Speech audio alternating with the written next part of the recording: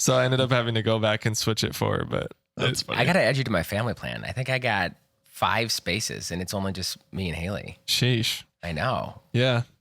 I honestly, like, that was the biggest thing. Haley and I would go back It's and forth. still cheaper, I feel like, than to get yeah. They just raised their Yeah, monthly by $1. by $1. $16.99. Every subscription has raised at least Right. 10%. Well, like, that, the and I last think year. they could keep going. I don't know. I mean, Yeah. when would we be like, hey, guess what? We're going to move over somewhere else. Exactly. I guess the one thing that legitimately. You start downloading music again when streaming gets too expensive. Napster, maybe. Oh, yeah. LimeWire back in the Yeah. days. You guys are too young. I don't know if you guys remember Napster. I do. You do? Mm-hmm. Gosh, I you remember guys- LimeWire.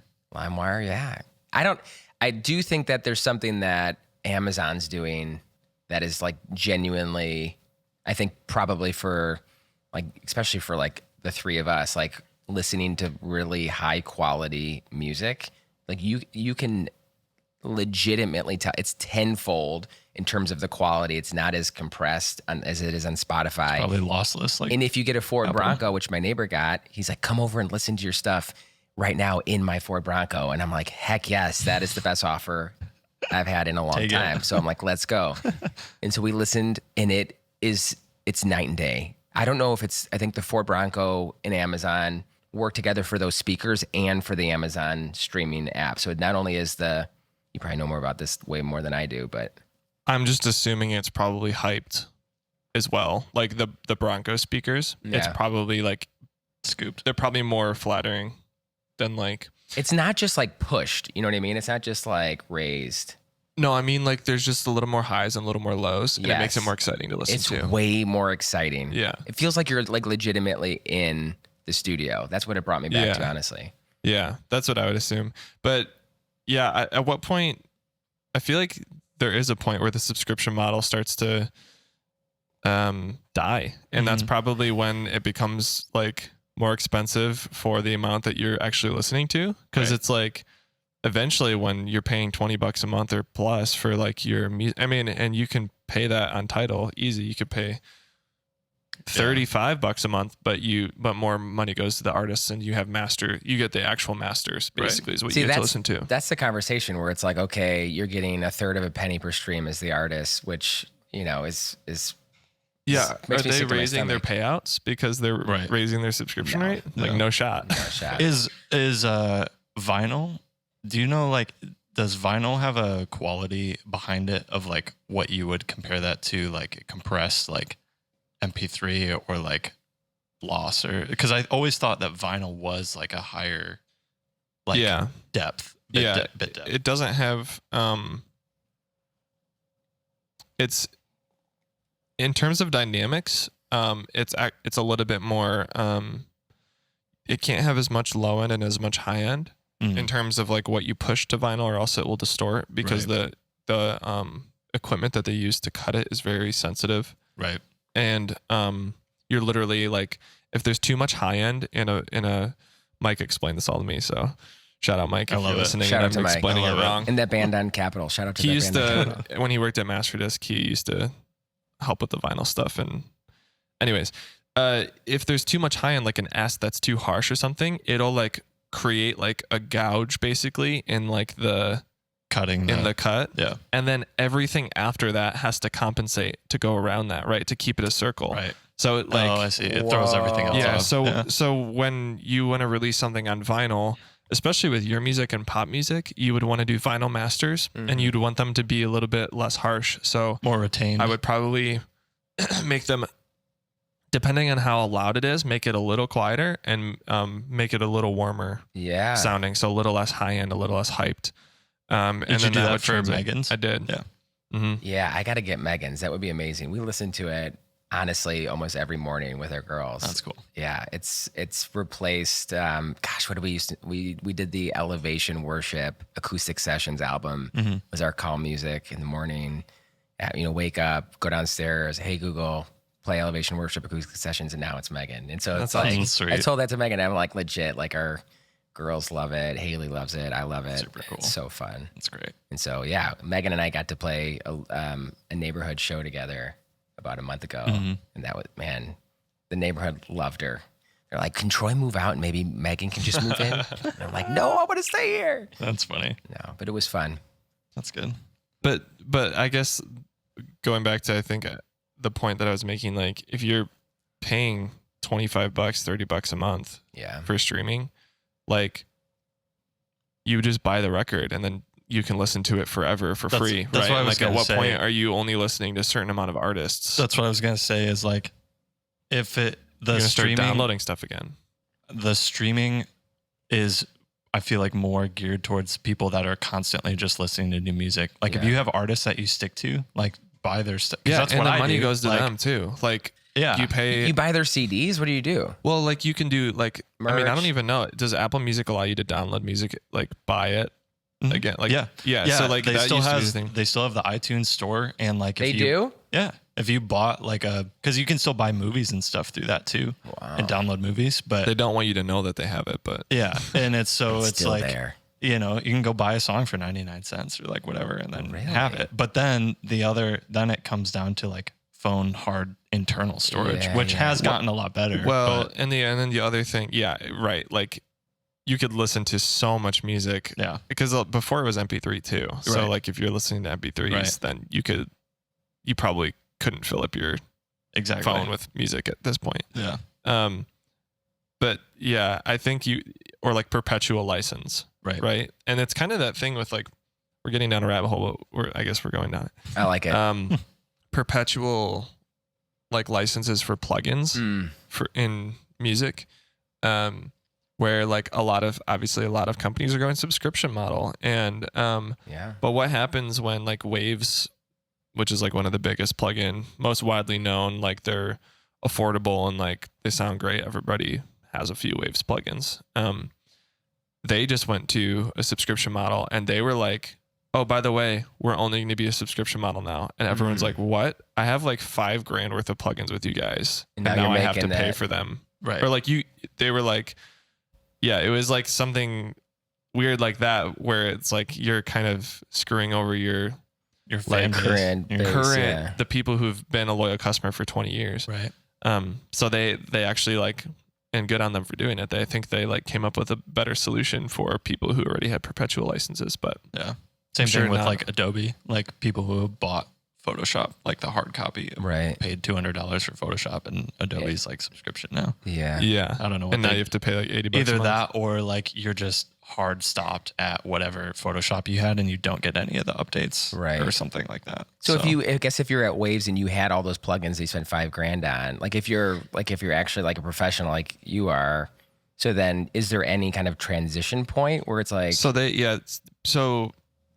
they basically allowed you to do either or, I think.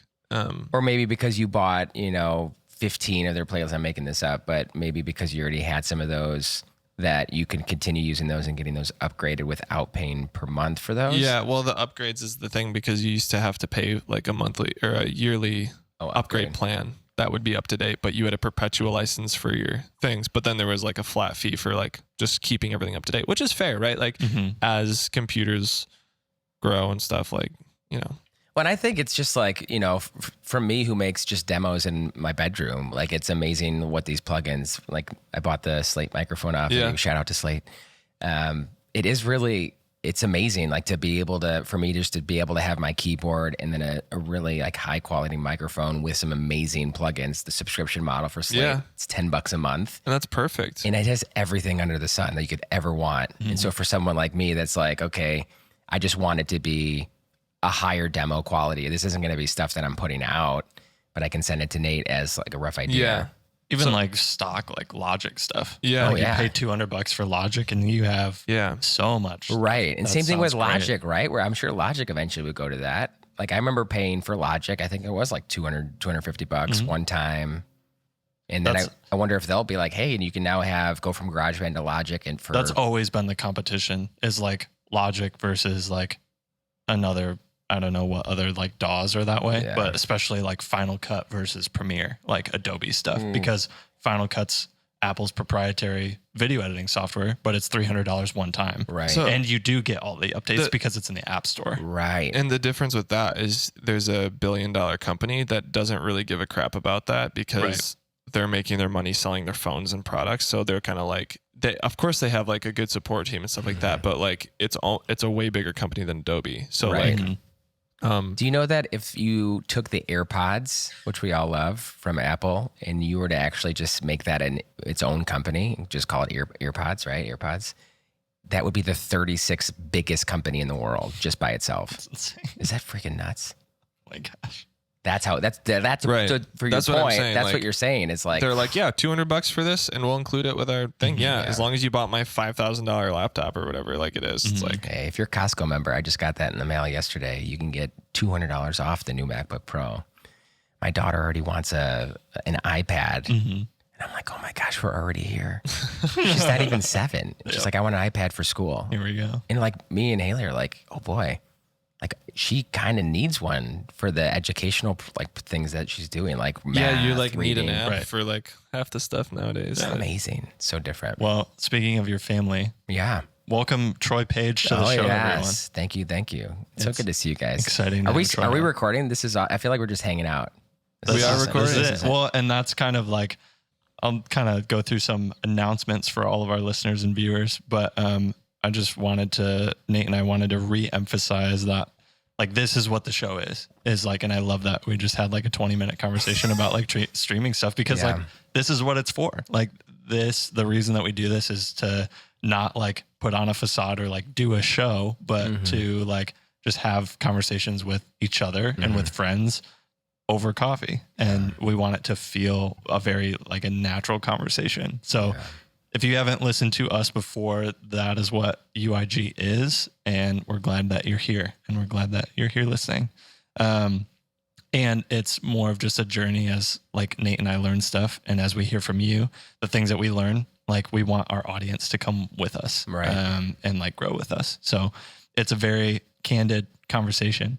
And also an announcement actually is that on Spotify, if you're listening, we have polls now. So I added that, as well as we want to hear from you guys. We changed the response question to if you guys have any prayer requests, shoot that over to us and we would love to pray for you. So it's basically, I think it's pretty much only on Spotify that feature exists, but if you're listening elsewhere, send us an email, uig.podcast@gmail.com Or send comment on YouTube. comment on YouTube or send us a DM on Instagram, and we would love to pray for you guys. But we're going to keep that open every episode. So if you have a prayer request at some point, throw it in whatever episode you find yourself listening to, and we would love to pray for you guys. So big thank you to Steven at Quickwater.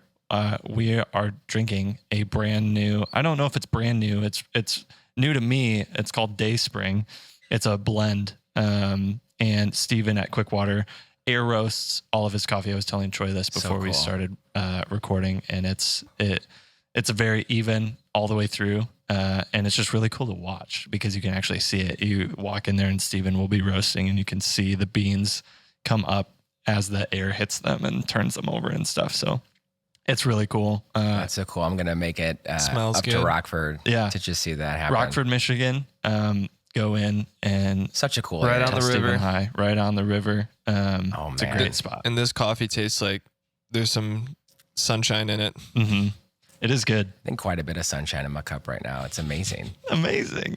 Amazing. You guys are goose. I love that. But It is delicious. we're excited to have Troy on. And we're excited to learn about you, Yeah. hear your story. Well, I'm excited to be here. I feel like it's been a heck of a journey this 2023. I think when did you and I meet, Nate? Maybe 2 years ago now. Did we celebrate our Dude, yeah, probably 2 2-year years. anniversary? We should definitely Yeah, celebrate with a big party. Should figure that out.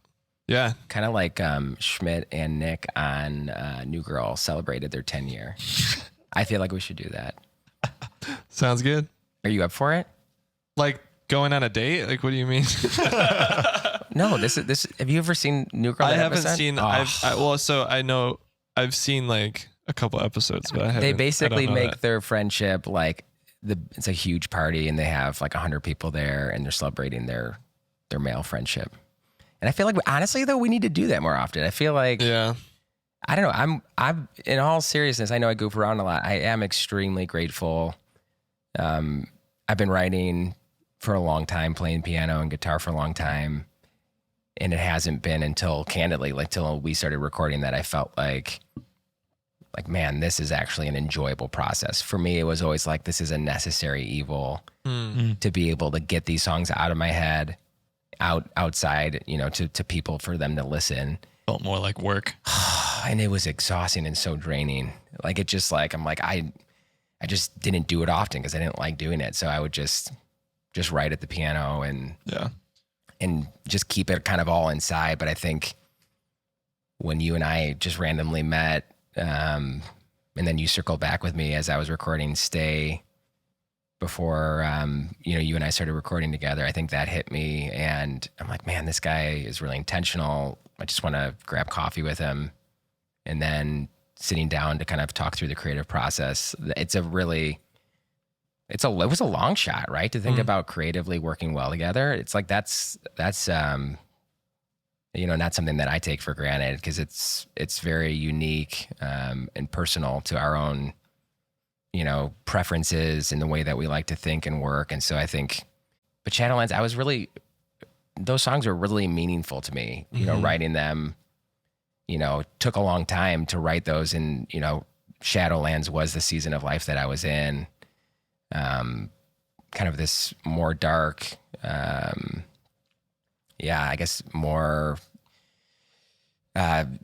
challenging season of life. And to be able to put those songs out there with somebody that understands, the meaning behind each of these songs, and that can creatively hold, the vision and be able to challenge as well. It's not just like, okay, just listening. This is like, it's very iterative back and forth. And that was something that, man, I was just so grateful for. And then now getting to work on Here All Along, which, comes out next month, which just feels like it's been a long time coming.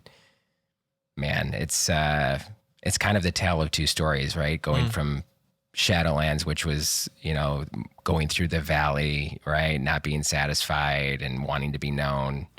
And then going into the realization that, God has always been here all along, even when, we don't see him, even when we don't feel it, even when we don't hear whispers. And so it's just kind of, I feel like it's almost like we're talking about vinyls. It's like the A side and the B side. It's like, this is just flipping it over, contrasting. Yeah. And so that's cool. I think that's what people will probably hear in some of these tunes. Yeah. It's creative work is an interesting thing, because it's like business, but it's also like, you're trusting me with like you said, like these songs that you've labored over and like shed tears over, and like, really just like spent all this time like in your, like, not thinking about the release, thinking about more like the expression. And then it's like, you're trusting me to put that to, something that will be heard over and over. Like that when people hear like that song, they're going to think of the version that we made, and not that that's all it is, but, that is a big deal. It is a big deal. I appreciate those words. Like that's really encouraging to me, because at the end of the day, I've said this a little bit, a couple years ago when we met at Madcap. But we don't want to get to the end of this and just all have files on a hard drive, right? Like music is the same thing. Like you don't want to get to the end of music and all you have is notes on a page or like files on a hard drive, like, so for me working, it's work, like you pay me and we work together, but, to hear that, like that's an impact that's on your life is something that is more valuable than just like money, right? Or even the result of our work. Well, yeah, I mean, the journey. Well, any artist that's recorded before, like, you have good experiences and bad experiences. And yeah, I mean, I think to be able to find someone that you feel, I think the word is safe, right? It's like, this is like a safe environment where I can be my true self. I can be vulnerable. I can say things that, like some of these songs are just like me at my low, lowest. And so to be in a space with somebody, while you're, trying to really capture that emotion, with a vocal take or some kind of instrumental.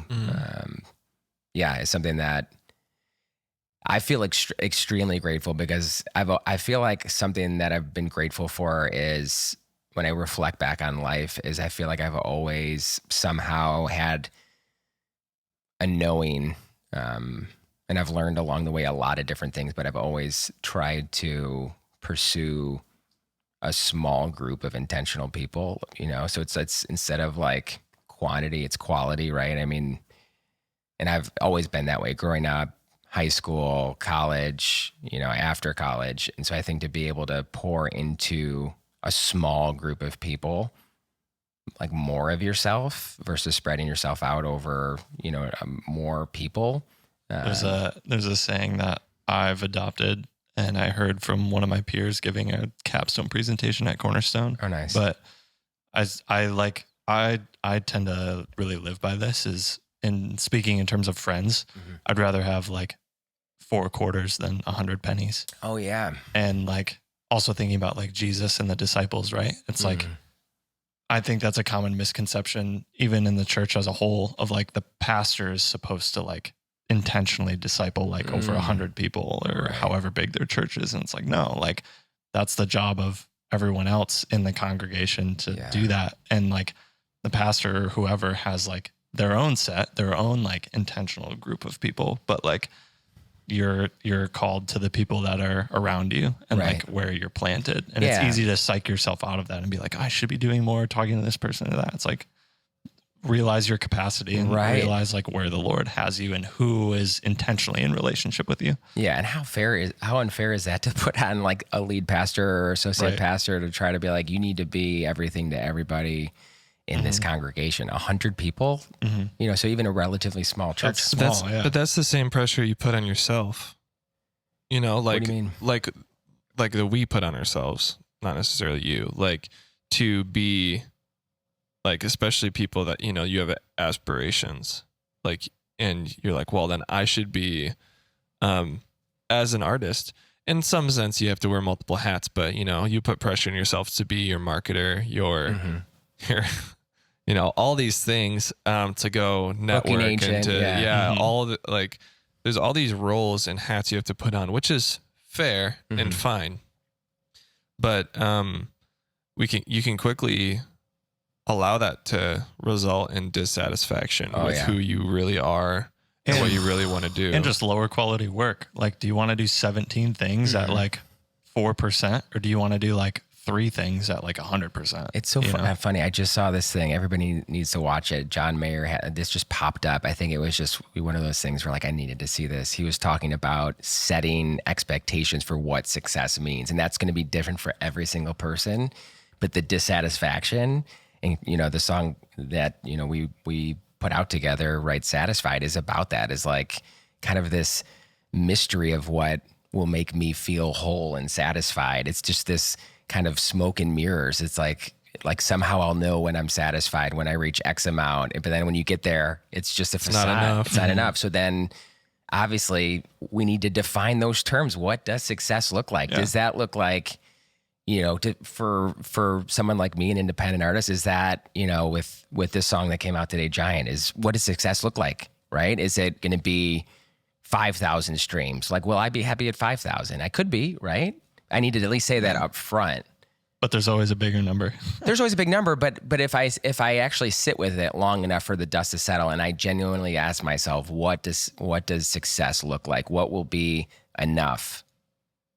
And I think about it, and this is like, it's a hard question. It's a hard question. But for me, it's like, you know what? I want more people to listen and resonate. I think that's what I get so excited about, is people latching on to the stories. Giant being about confidence and self-love, and frankly, it's a little bit of like a swag, right? Like it's like a little bit of like, it's different than a lot of stuff that I've written before. Me and Delwyn wrote that together, and it's kind of this like, hey, I'm taking back the crown, right? Like I'm taking what's mine, starting with the crown. Like I'm confident, not arrogant, right? Because I think there's this fine line of like, okay, if I ever say anything positive about myself, Well, it comes off as arrogant, I which think is it's the fine line between confidence and pridefulness of yourself. What is that line though? I think that's so nuanced in today's culture. Because if like we stay here and we're like, hey, guess what? You know, if Nate's like, hey, listen, like I'm a great, you know, producer, you know, I'm really good. I feel like I'm the top of my craft. That could come off as cocky or arrogant. But so like, what's the fine line of like, it's true. I try to keep in mind, like, how can I be confident, like, yet humble? Like, instead of trying to decipher what the line is, like, be confident in myself, but always operate like from a place of like humility and like meekness. But I think you do it in a genuine way. I think some people could put on this fake humility. Oh, absolutely. So then it's like, oh man, like I'm not even, then it's like this whole nuance of, I'm going to try to like be fake humble. Well, because I like in that scenario, like I could never picture you like sitting down with dinner at like a potential client and being like, yeah, like I'm a great producer. Like I was just gonna say, I don't like, feel like a great producer. Like, well, like you are, but you're not going to say that like verbatim. That's what it's about. Like we think about that stuff. So you're not like, you know, just going about your day. And sometimes when you're making stuff, you're like, man, that was really great. Like, and maybe like, yeah, it was inspired. Maybe like, God gave me these gifts. It's so hard to look. It's hard to have self-awareness about that too, because like even for all the songs we've done, like to make decisions in the studio, like it's such an interesting thing because you could sit and be like, what is going to make the best song ever? Or you could think about like, what just feels good now? And like be decisive. Like, I don't know, like a lot of really good small decisions. That's like, well, and like, what is this trying to accomplish and not trying to make it accomplish? So things. Yeah, I get like when people ask me like, can you do this? Like, sometimes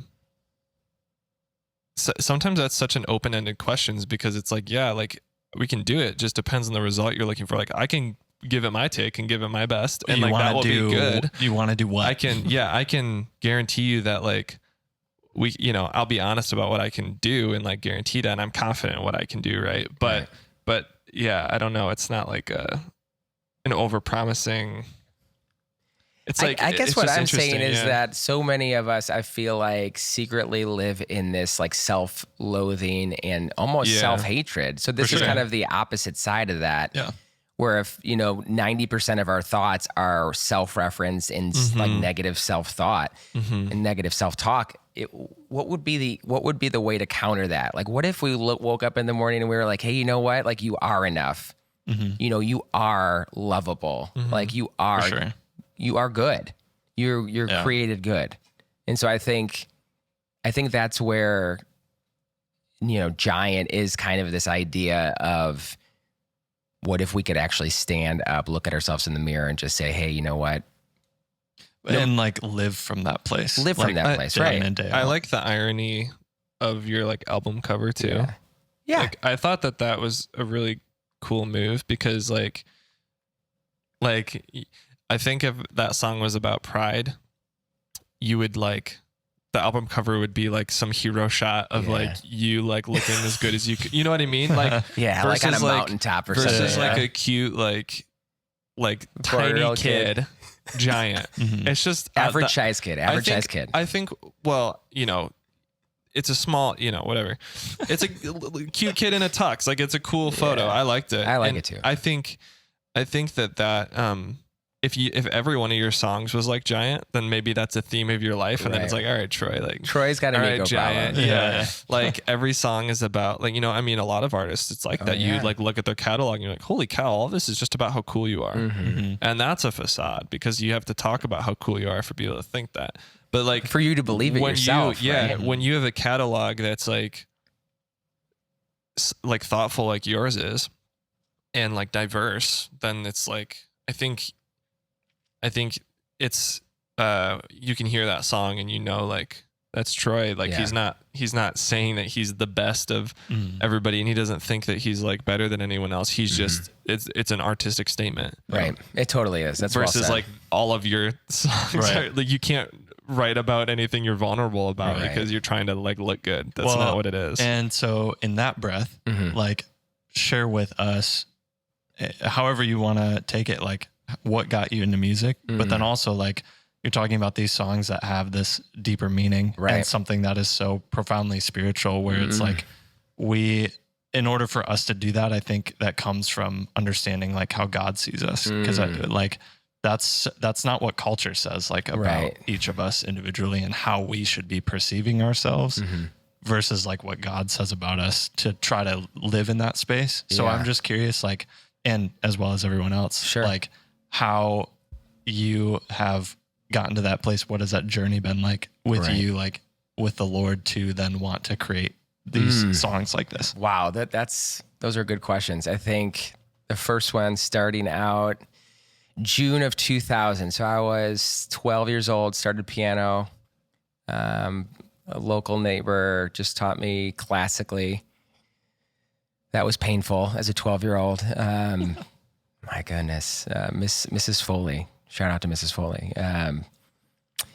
And so then I played piano for a while, always had kind of a love of music, but, a family friend, an uncle was very talented and always when we'd hang out, he'd teach me something on the piano. So I'm like, I probably should do lessons.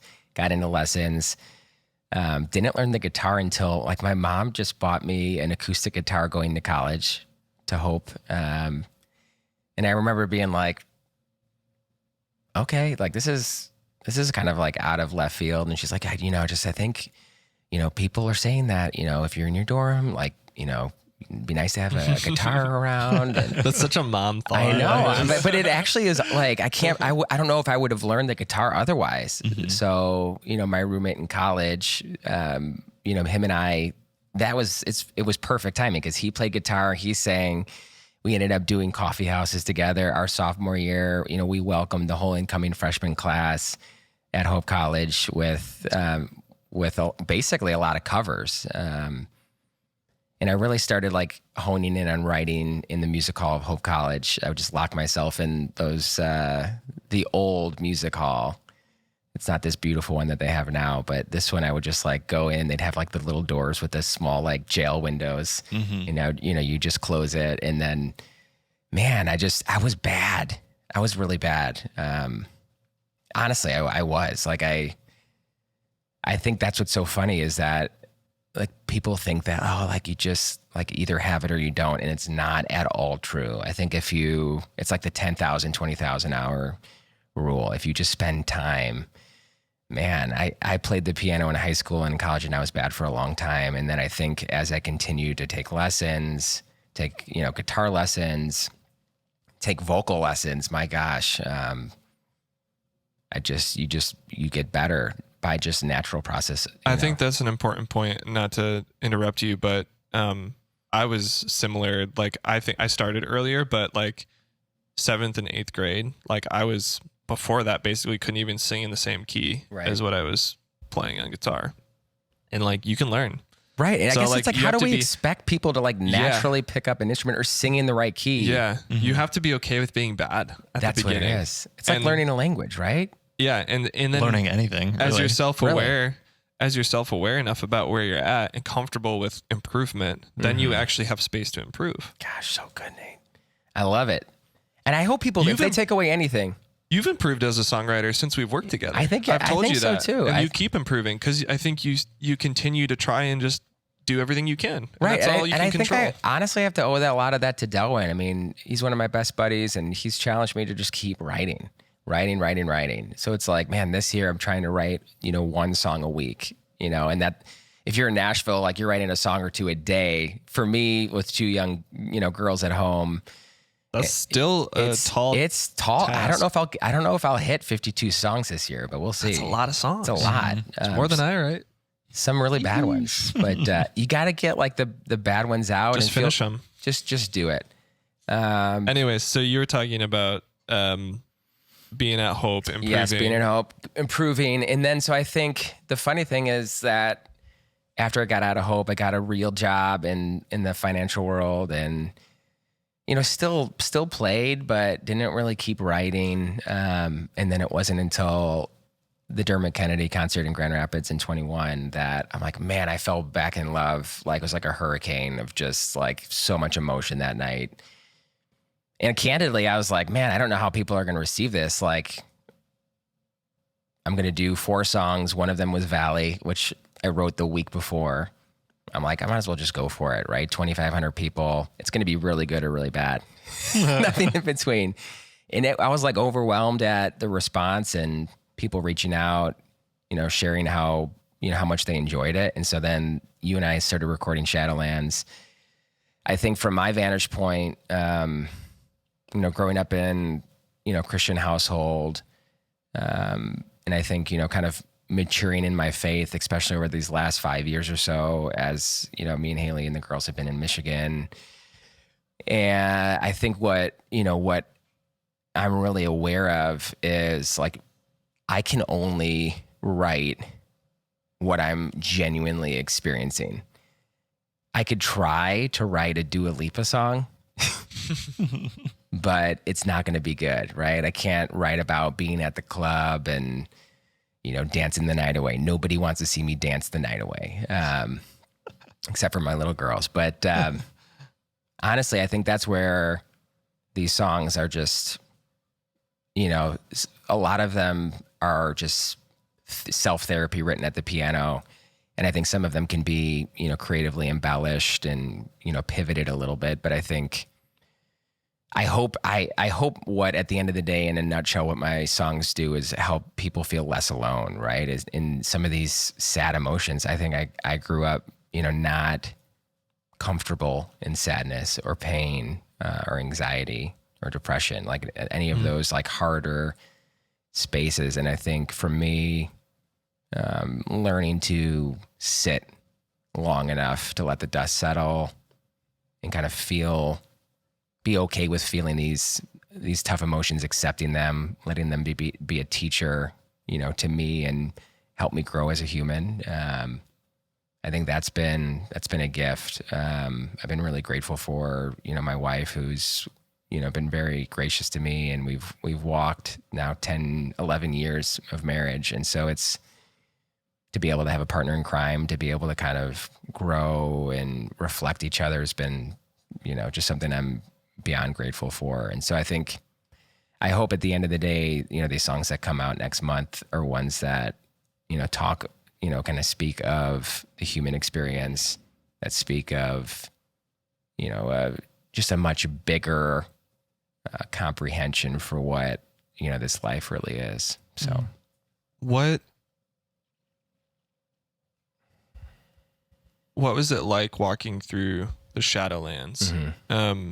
You don't have to get into like, I guess, hyper specifics, but I more just want to know like your process. And obviously you've talked about this progression, this A side and B side. And the cool thing is that it's all part of the same record. Like it's all part of Troy, right? Life isn't just your downs. It's not just your highs, but it's not just your lows either. Right. Yeah, I just wanted to like maybe dive in a little bit more specifically on, maybe what you've been learning, in life as you've, gone. Some days probably still feel like the Shadowlands, but as you kind of work through those things, what you've talked, like what is, and you can either go song by song or even just talk in general about kind of that season. Yeah.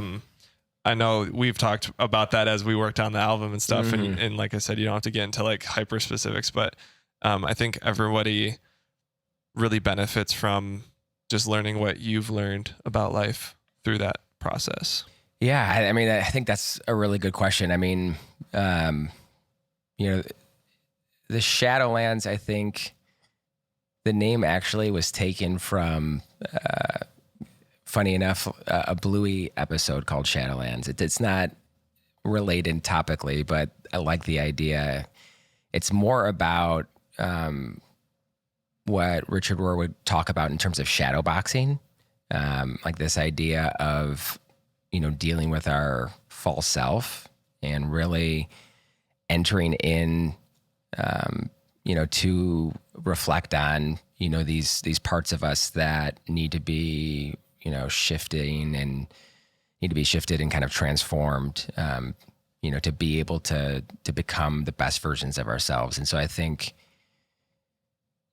Valley, I think, is one clearly that's written about a hard season of life, one where, I think, I felt distant from God and alone. It's a very kind of scary feeling when you're growing up in, the Christian church and you feel like you have all the right answers, memorize every Bible verse. And then all of a sudden you get, to a season of life in which you're like, okay, this isn't working for me anymore. This black and white thinking, there is more gray.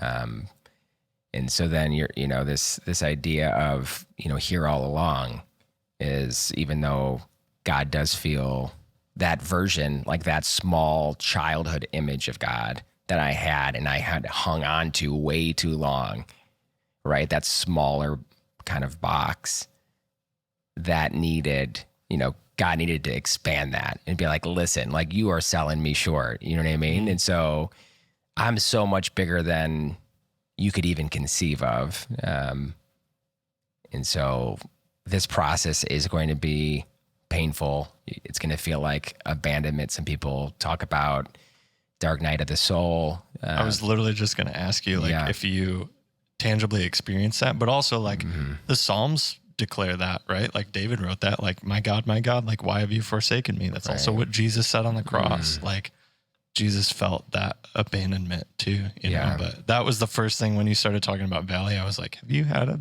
dark night of the soul? But yeah, I mean, I think, in the middle of it, I don't know if I was aware of that's what I would call it. I think, it feels like death, in some ways, a death of a way of being in the world and relating to pretty much everything. And you would really wish it upon yourself or anybody, right. But having gone through it and still in a lot of ways going through it, and continuing to grow and transform, I think, there are higher highs and lower lows. Like the emotional spectrum is just like, the music language, it's kind of dynamic. It's just this mixing board where you're like, okay, like you can't turn down sadness and turn up joy and happiness and love and gentleness. You can't just like mute these, anger and, all these negative emotions, hard emotions. It's not just like a master fader. It really is this, like, if you're going to, mute these hard emotions, you're not going to experience love and joy as bright and as big as they are. And I think that's where having to enter into, the reality of, some of the ways that I needed to transform and grow as a person was just necessary. It was just necessary for me at that time to be able to expand and grow, and really do a lot of intentional work, a lot of therapy. And so it's been difficult, but it's definitely been worth it to be able to kind of taste just the beautiful bigness, if that's even a word, of how big this love can really be and how deep it can go. And, to go back, I can think back and be like, man, I had no idea how good this was. And so that's what, the song Alive, which is going to be, one of the first on the record, I think speaks to like this joy that comes out where like, man, like you were living eyes closed, you were living so it's like muted. the antithesis to Valley. Right. It's just like, man, like Sweet. You kind of had to go through that valley in order to then experience. It's again contrast. Yeah, I was just gonna say, even practically, like thinking as a producer, like don't I always talk about contrast when we're like recording stuff? Like, you can't have a large, like a chorus only sounds big when you had a verse that was like smaller than it. Right. You know what I mean? So like you have to practically look at like tension. That tension and release, but like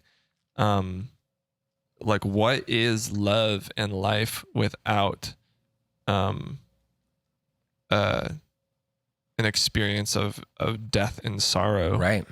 You know? And it's tough. That contrast there is, I think a lot of us were raised, me especially, with life is short, let's move on. Let's not really Pretend everything's okay. And so, I think as a child, that's wonderful, right? Like rainbows and butterflies, right? But I think the downside of that isn't like the first layer. If you go kind of dig and scrape through that first layer, then it's like, okay, you never really get comfortable in any kind of tension, any kind of darkness or hardness. And then you're just muting. You're just muting the ability to. And I think that's kind of what COVID did to a lot of people, is gave them space to where nothing else was going on. Right. And then all of these things came up and you're like, oh my goodness. Gotta deal with it. That's a good point. What is happening? It's so true. Well, and not to dog on like the Western church, like everybody does, but that is one thing that like, I think we collectively, for all of the good things that we, trend towards, which it is a good thing to choose joy and to, but choosing joy is different than pretending to be happy. And, it is like so relevant to be like therapy and like emotional awareness and all that stuff. It's kind of like buzzwords and stuff like that, right. but it's true and it's real, especially, not to say your age, but you're like a millennial. Yeah. Like as millennials get, right? Like that's such a theme for millennials. And probably our generation too, maybe more so on the tail end of the millennials. Mm-hmm. I feel like now like kids are growing up and like they're like 4 and their parents are like more like, how does that make you feel? And right. like therapy, like as a child. That's going to be such a gift though. I feel like to the kids now, it's like to have this like lexicon and helping them process. But like that you're like experiencing like, man, what do I feel about that? And oh shoot, like God is also still God. In my sorrow, in the pain, in my doubt, in the things that I feel ashamed of. And that's where like, some churches do this well too, but I think that it's hard to go and gather with people, and feel like if you're in a season like that, it's hard to connect to God because you feel like you're the only one in the congregation who isn't like. Every time you get to a church service and it's like, we're going to start with 3 really praiseful, like joyful songs. And that's not the song of your season. Right. And you're sitting there like, I'm broken. Like, God doesn't, I must be doing something wrong to connect to God because I'm not feeling joy right now. I think there's definitely, like I relate to that. I think there's also something to be said for still praising God, even when you don't. It's different. I'm so with you. Yeah. Like it's so hard to like want to feel like that person's emotion across the room where their hands are up and they're like on their knees, like whatever. Like that's like definitely like, I think we need to meet people where they're at. And I think also in addition to that, I think it's a both and of like, okay, you don't have to be like jumping up and down or like exerting that much zeal or emotion because you obviously don't feel it. Like God doesn't want your fake emotions, but also still calling him worthy. Like scripture says he's worthy. Yeah. And that identity is so true as well. I also think God can handle your dissatisfaction with himself. Yeah. Like even if he doesn't deserve it and that's not like he hasn't failed you, but if you feel like he has, he can handle it. Right. Like, so if you, I think that is the spiritually mature thing to do, but I think it's also okay to realize like, I'm not spiritually mature enough to do this. I know this is what I need to do. I know I need to trust God. I know I should have peace. Yeah. I know he's worthy, but I don't feel like it. I need you to help me worship you. Yeah. Like I need you to help me love you. Like absolutely. And then the act is really just showing up. It's like, I can't praise you, Lord, but I'm here. Yeah. Yeah. Right. I think, but it's also like, man, like if people get anything out of it, that showing up to whatever church people go to or whatever place they get community is showing up kind of with this exterior that's like this facade of like, I have it all together. Yeah. Hey, how's it going? Good. Life's good. Life's so good. Easy. So good. I just got a promotion and this is great. And it's good to talk about those things, but it's okay. Right. It's rough right now. I know. And I think that's where the core group of people come in because we've had so many heart to hearts, and like I don't do that with people on Sunday, right? Like, and you shouldn't really. yeah, Like, yeah. And to so some like, extent. but I know like I have you, Logan, like I have 4 quarters essentially, like almost literally, like I have 4 quarters, like and those are the people that I'm going to with these heavy things, and then also experiencing God through them, how they respond to me, how they continue to love me through the things that I share with them and tell them. Yeah. I guess that's where it's like, oh man, like when you think about, you know, all of the good things that the church has been, but some of the ways that it's failed, like that's where I'm like, if we have, like, isn't that what church is supposed to look like? Where it's like, it's an extension of that community. Like, can you have 1,000-person church? I don't think that you can. I don't know if it's like 50 people, 100 people, but you have these intimate relationships where you don't have to show up on Sunday and do the pretending at all. Because I don't think it benefits anybody. Right. So it's like, you know, should these churches look more like that, the 4 quarters, intentional communities that are just saying, hey, I know Cole is really going through some stuff right now, and I'm not going to try to play a bunch of, you know, pop Chris Tomlin. Just do the format because it's the format. Because it's been the format, the way that it's been. Right. Is that helpful, or is it really just not? Right. I don't know. I mean, I think the way I see it too is like, it was interesting. We are, you know, talking about the church and it's failing when really the church is a makeup of us. And so I feel like it's a more responsible way to say, how have we failed the church? And because we're the makeup of the church, like what are we not doing to cultivate those things? And I think it's both. Like there is something powerful about a getting with 1,000 people and singing a song to the Lord. And gathering, but it's there has to be discipleship as well. I guess now we're talking about the church. Dissecting. There's different iterations, right? There's so many different expressions of the church. Exactly. So it's not like it's, like there's, you know, all of our opinions, right? There's some expressions that are more helpful and probably closer to what it should look like. But I think you're right. Like the church is individuals. And so that's what I think that's the next kind of like wave, when it's like, okay, if we as individuals are changing and having these transformational experiences as individuals and then coming together in our smaller groups, and then those groups are coming together, then that is because then you're known at a way deeper level. And I think before, like I kind of think about like when the printing press was invented. This is just so like poignant in my mind, actually, from a college class, but like people came to church because they didn't have scripture in their hands all the time. And also like it's still relevant because a pastor has gone to seminary, hopefully, and like has a deeper, profounder understanding of the word, its context, like all of those things to then share with all of us. So that we aren't doing that. And I think that there is still something to that format. But it is kind of crazy to think about how like we can still commune individually with God versus before the printing press and before it was mass produced. Like the only way to hear that was to go on Sunday and like have the format. So it's just interesting to me, like how all that's changed. I'm not saying it's good or bad or indifferent or whatever, but there's just today, there's a lot more readily available to the common person. It's readily available. And like, I also think about like Jesus getting meals with people, like having coffee with people, like, you read the 4 Gospels and it's like Jesus was either coming from, or at a meal with like sinners, tax collectors, like whatever you want to call it. And like showing that hospitality. That was like one of our first episodes that we talked about. Hoshby 002, I think. And it's like 002, like showing up with people in intentional community, having a meal with them, like resting with them, and like being a friend to someone, especially like being friends to non-believers. And then when they have these things that come up in their life, they see how a believer might handle that and they ask for help. They see that in someone else, how they handled certain things, how they walk through life.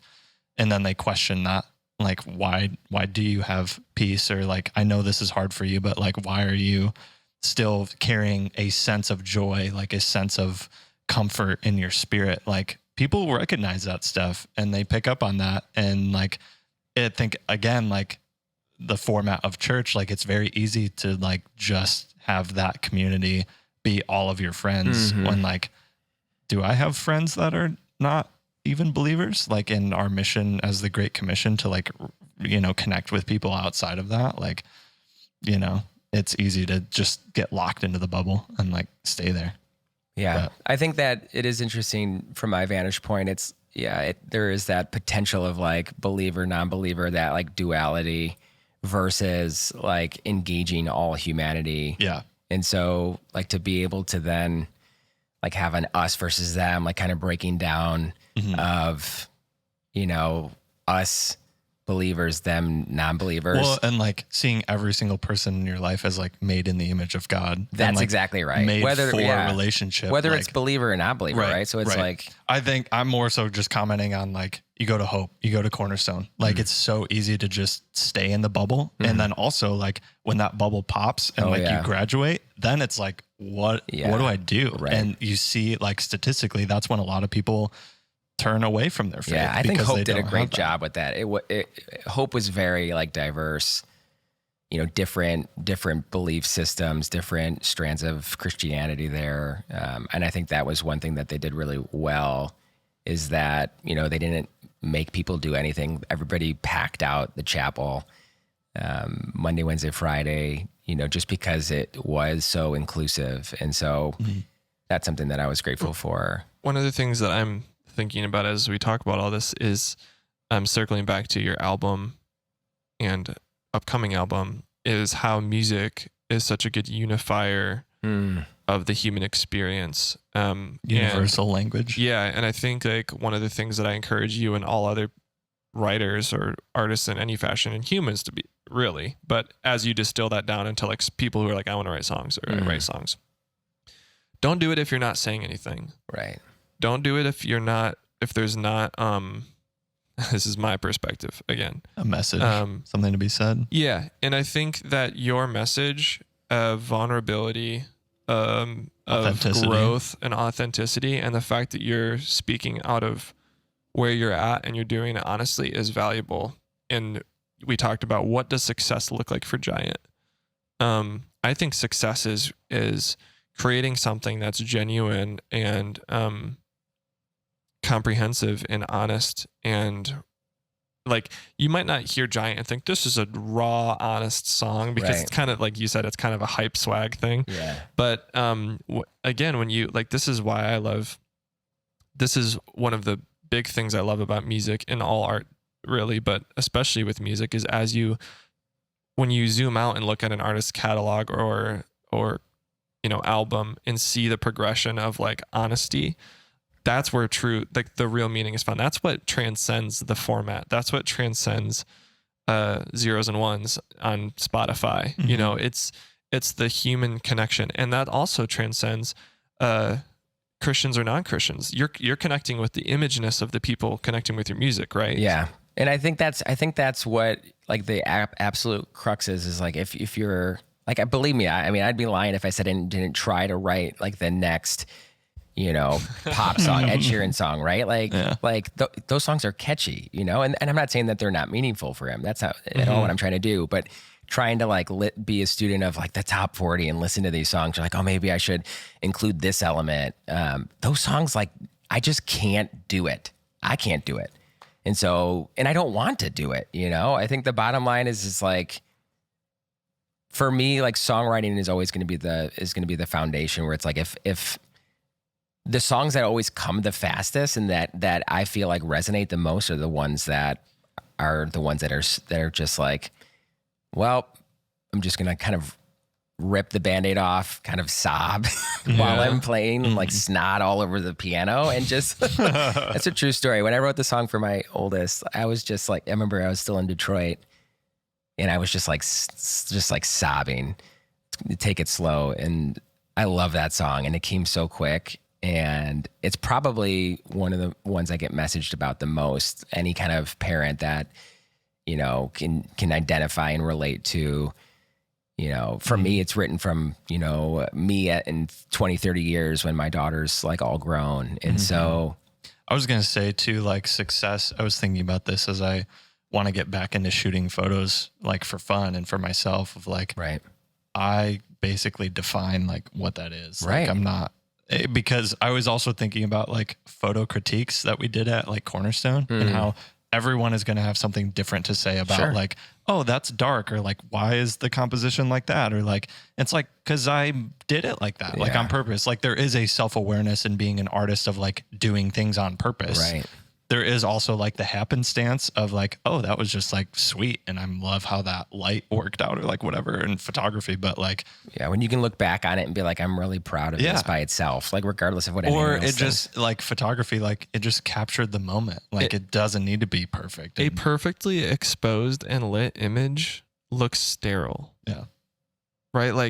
Like something that looks so perfect sounds so perfect. Like it doesn't have character. It doesn't have a signature. Right. It doesn't have, like I was thinking as you talk about top 40, trying to write a top 40 songs, you're going to end up with a vague piece of crap. Like, I'm sorry. It's just true. If you try to write, if you think about, I need to write a top 40 song, you're never going to hit it. Right. But unless you have $100 million marketing budget, then maybe you will. And like the TikTok crap that's on there or whatever. But as an artist, like the most effective thing you can do, Right. The streams, like I don't know. I always preach this to you. Make good music, write good songs, lean into what's going on in your life, use your voice, because that is the unique thing you have. Right. Everybody, there's a lot of people who can play piano. There's a lot of people who can do it better than both of, like do anything better than both of us. Right. I get it. But they do not have what we have. And that's the situation we have. Yeah. And so leaning into the strength of that is what I think, like, regardless of how many streams it gets 10 or 10 million. Right.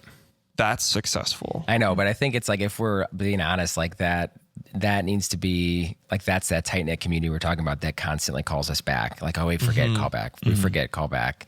And so it's tough, because if, I'd be lying again if I just was like, oh man, like I want this to be successful in other ways, versus like, hey, at the end of the day, I want to write a song that I'm proud of. Well, the streams will come if it's those things. That's what I think. I also think that you're writing something that resonates with you, and 10 times out of 10, it's going to resonate with other people too. Right. So if you are authentic to what you're feeling, someone's going to latch onto that, and chances are more people than you probably think. Right.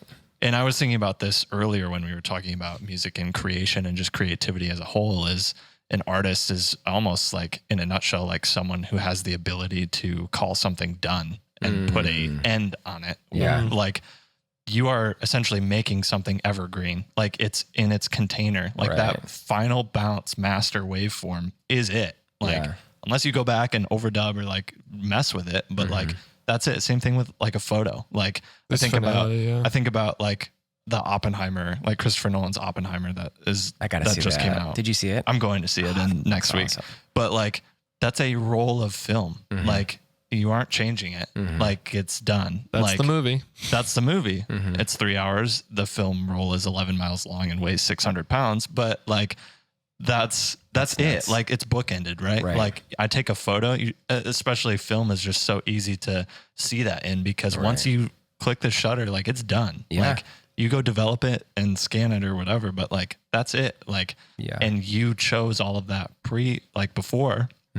And now it's finished. And now you're calling it art. You're calling it a finished piece. Like, the same thing with a song, same thing with film, same thing with a painting or whatever. Like, an artist has that ability to call something done, because we easily get stuck in our own feedback loops and just doing revision after revision and changing and changing and changing. It's like, call it done. Have it be real. Have it be authentic. Don't let it be sterile.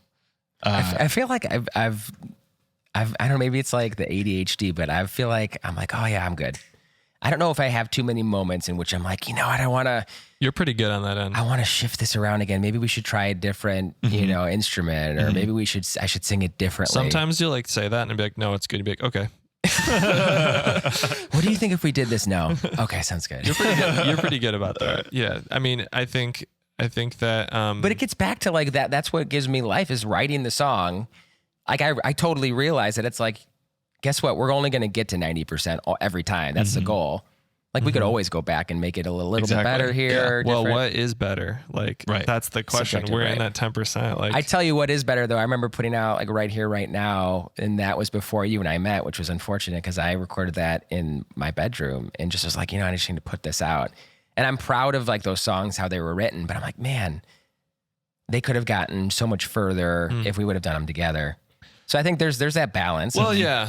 I mean, and maybe sometimes there's like a reason to reopen the chapter and revisit a project, but right. And I think that comes back to like knowing your craft and knowing what is going to get you to, we talk about this all the time, more so you have told me a lot of things, but especially in mixing and mastering and in the audio world, like the last 10% is going to take you this many hours comparative to getting to 90%. Yeah, that last 10% is like the same amount of time, and who's going to hear that difference? Like, and so like knowing your craft to be like, oh yeah, like it's done. Or like, oh, that would have made a marginal difference had you tracked with him versus doing it in your bedroom. Like that's the conscious choices that we make. Yeah. That's a lot of mileage right there. It's an interesting thing because like, as you, it's like you said, with the time thing in the last 10%, it's like, as you, I guess, go up the chain in terms of like, think about how much time you can spend on a project.